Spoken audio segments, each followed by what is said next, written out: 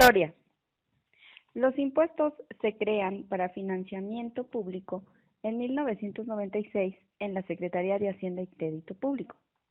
En 1997 se publica en el Diario Oficial de la Federación y a la fecha, en 2016, se formalizan en el Manual de Organización General del SAT. Entendemos por declaración anual el informe en que las personas físicas y morales reportan sus ingresos y gastos de todo un ejercicio fiscal, determinando un impuesto a favor o a cargo. ¿Quiénes están obligados a presentar la declaración anual? Deben presentar la declaración anual las personas físicas que hayan obtenido ingresos, entre otros, por los siguientes conceptos. Prestar servicios profesionales, como en este caso pudieran ser los honorarios. Renta de bienes inmuebles. Un ejemplo sería si tienes un local, algunas casas, edificios, una bodega. También quienes adquieren bienes, como, no sé, una actividad de bienes raíces, así como enajenar bienes. En este caso son pequeños negocios como una heladería, hasta una talachería, quienes están representados ante Hacienda como personas físicas, obviamente dados de alta. Quien también percibe salarios y también por percibir intereses. Un ejemplo de esto es cuando tu dinero lo tienes en algún banco y por ese dinero ganas algún interés derivado de esta función. ¿Quiénes son asalariados? Son aquellas personas físicas que perciben salarios y demás prestaciones derivadas de un trabajo personal subordinado a disposición de un empleador, incluyendo la participación de utilidades y las indemnizaciones por separación de su empleo. El término de sueldo también suele ser utilizado como sinónimo de salario. Aquí también es importante señalar que otros ingresos con tratamiento similar al de salarios son los siguientes: funcionarios y trabajadores de la Federación, entidades federativas y de los municipios, miembros de las Fuerzas Armadas, rendimientos y anticipos a miembros de sociedades cooperativas de producción, anticipos a miembros de sociedades y asociaciones civiles, honorarios a personas que presten servicios a un prestatario en sus instalaciones y los comisionistas o comerciantes que trabajan para empresas, personas físicas o personas morales. ¿Qué asalariados están obligados a presentar su declaración anual? Están obligados a presentar declaración anual si percibiste ingresos por salarios y te ubicas en alguno de los siguientes supuestos. Primero, si obtuviste ingresos mayores a 400,000 pesos. Segundo, si dejaste de prestar servicios antes del 31 de diciembre del año de que se trate. Tercero, obtuviste ingresos de 2 o más patrones de manera simultánea. Y por último, si obtuviste otros ingresos acumulables, por ejemplo, a través de honorarios, arrendamiento, actividades empresariales, además de tus salarios que percibes de manera normal. ¿Qué son las deducciones? Son los importes y conceptos autorizados por el Servicio de Administración Tributaria, que permite disminuir el monto gravado para cálculo de impuesto.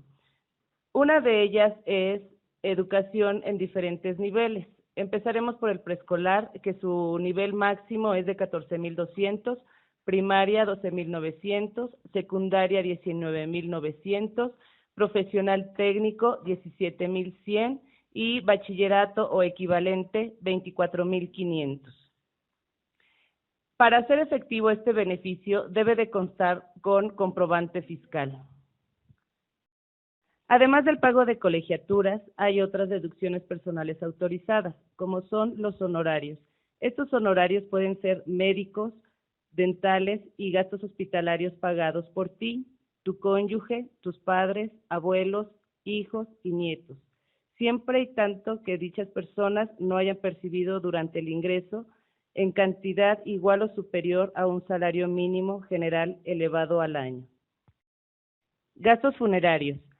Solamente se tiene que tomar una cantidad que no exceda del salario mínimo generado elevado al año.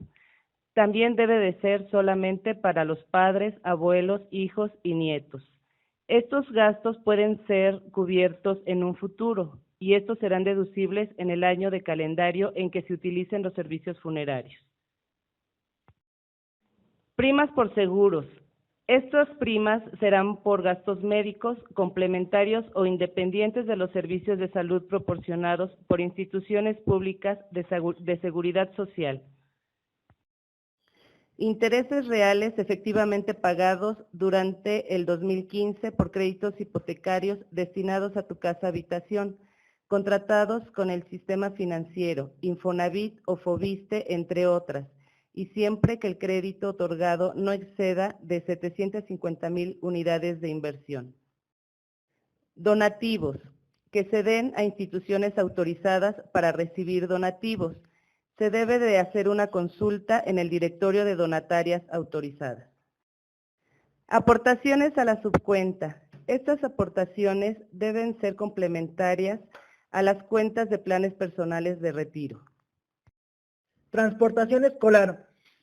De tus hijos o nietos, siempre que sea obligatorio o se incluya en la colegiatura para todos los alumnos y se señale por separado en el comprobante correspondiente.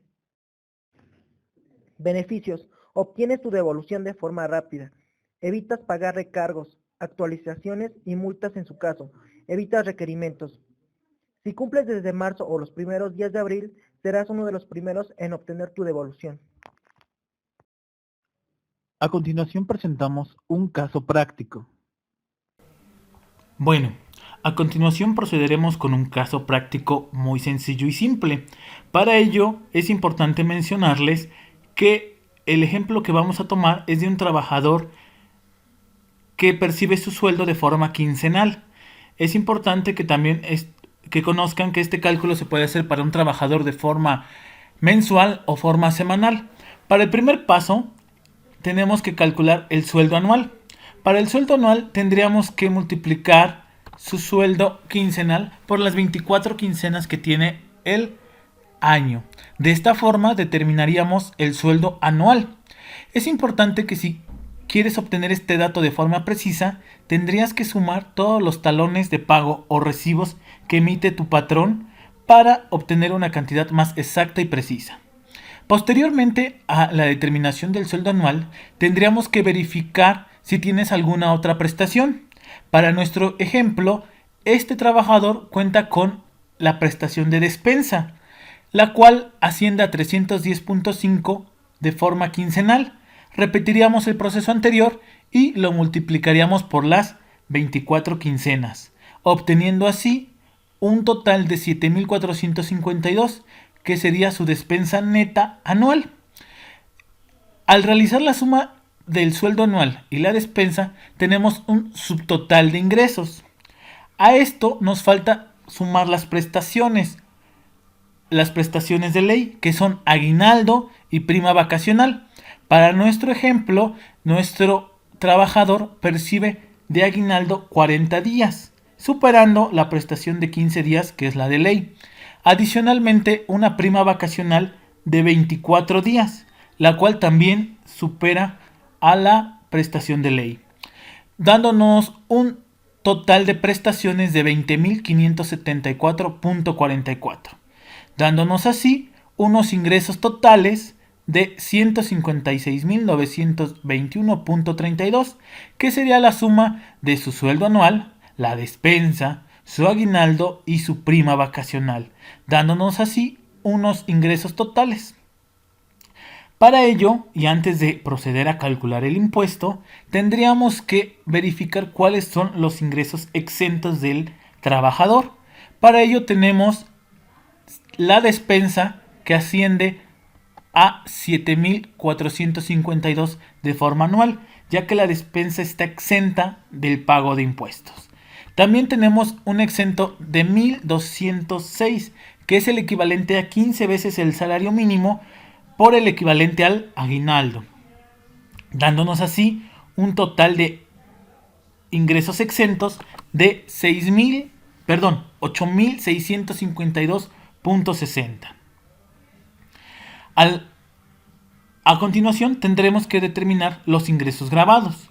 los cuales sería la operación de restar o restarle a los ingresos totales los ingresos exentos. Y después de obtener los ingresos grabados, tendríamos que buscar la siguiente tabla.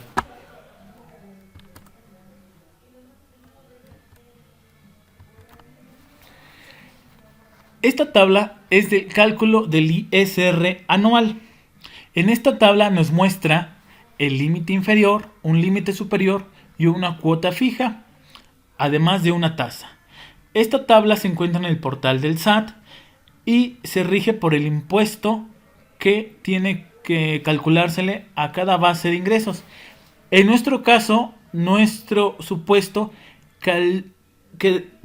estaría en el del límite inferior, que va de los 123.580 a los 249.243.48, que es el rango en el que nuestro supuesto de trabajador le tocaría tributar, o se le tendrían que aplicar las siguientes cantidades.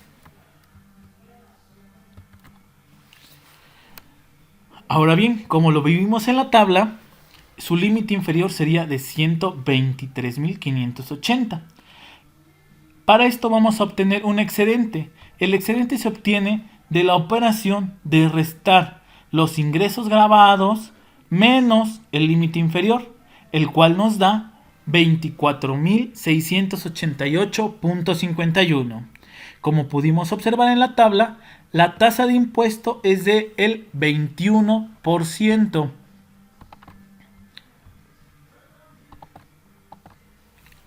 Del 21.36% para ser más precisos. A esto vamos a obtener un resultado que no es más que la multiplicación de mi excedente por mi tasa, la cual me la mostró en la tabla. Posteriormente hay una cuota fija.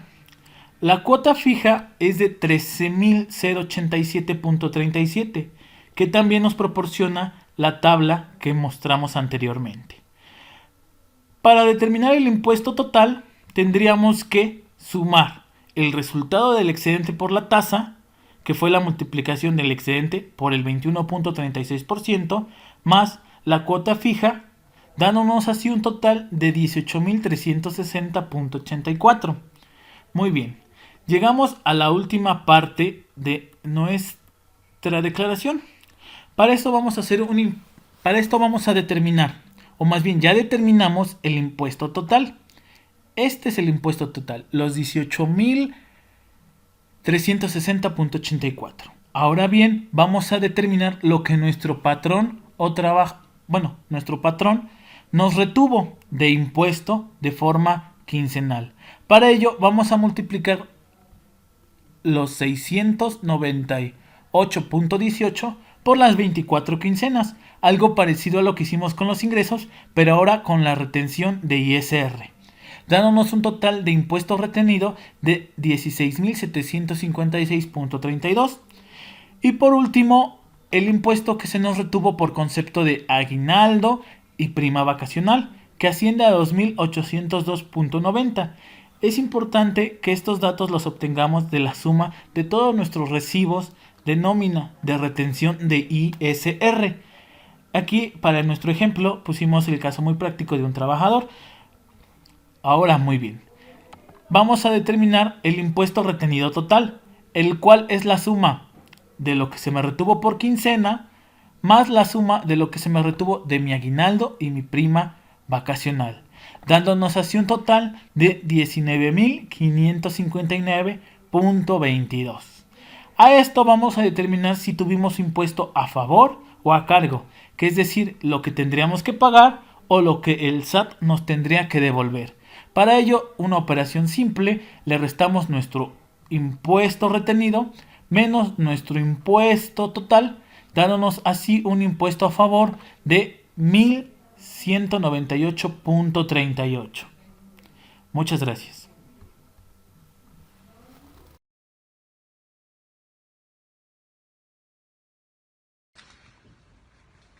Buenos días. El impuesto sobre la renta para los trabajadores está regulado en el capítulo primero del título cuarto, personas físicas. La ley del impuesto sobre la renta regula en este capítulo la manera en que los retenedores calcularán los pagos provisionales y el cálculo anual del impuesto sobre la renta para este tipo de personas. Personas que son normalmente trabajadores o aquellas que hayan decidido pagar a través de este capítulo como honorarios asimilables o honorarios preponderantes, etc. El retenedor aplicará una tarifa contenida en el artículo 96. Esta tarifa va del porcentaje 1.92 hasta el 35%, una tarifa que nos marca lo que es la proporcionalidad del impuesto sobre la renta. Los trabajadores tienen obligaciones como dar sus datos para el RFC, avisar si tienen otro empleador o no, presentar declaración anual en ciertos casos. Los patrones o retenedores tienen obligaciones de calcular los pagos provisionales, calcular la declaración anual, entregar las constancias, presentar en su caso las informativas correspondientes y también entregarle a los trabajadores comprobantes de las retenciones y de los pagos realizados. Los patrones deben presentar anualmente una informativa, una declaración que se llama DIM, declaración informativa múltiple, la cual en el anexo 1 tendrá los datos para presentar la declaración anual de los trabajadores. En esa DIM, ¿qué es lo que se debe presentar? Los datos generales del trabajador, el periodo en el que trabajaron, si se les pagan finiquitos, ingresos exentos.